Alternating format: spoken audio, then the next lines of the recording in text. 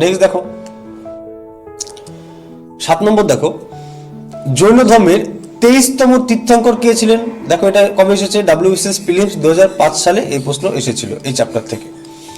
তো এখানে আমাদের উত্তর কি হয়ে যাবে, জৈন ধর্মের 23তম তীর্থঙ্কর কে ছিলেন? তো আমাদের উত্তর হয়ে যাবে কি অপশন এ, পার্শ্বনাথ হলেন জৈন ধর্মের 23তম তীর্থঙ্কর। ঠিক আছে, চলো এবার এখান থেকে কিছু সম্ভাব্য প্রশ্ন দেখে নিই। 1 নম্বর দেখো, পার্শ্বনাথের প্রতীক চিহ্ন কি ছিল? এই পার্শ্বনাথের প্রতীক চিহ্ন ছিল সাপ বা সর্প ছিল এই পার্শ্বনাথের প্রতীক চিহ্ন। 2 নম্বর দেখো, পার্শ্বনাথ কোন রাজবংশের সন্তান ছিলেন? তো আমাদের উত্তর হবে কি, তিনি কাশীর ইক্ষ্বাকু বংশের সন্তান ছিলেন।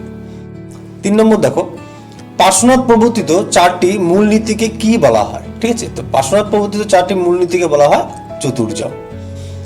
4 নম্বর দেখো, পার্শ্বনাথ কোথায় সিদ্ধি লাভ করেন?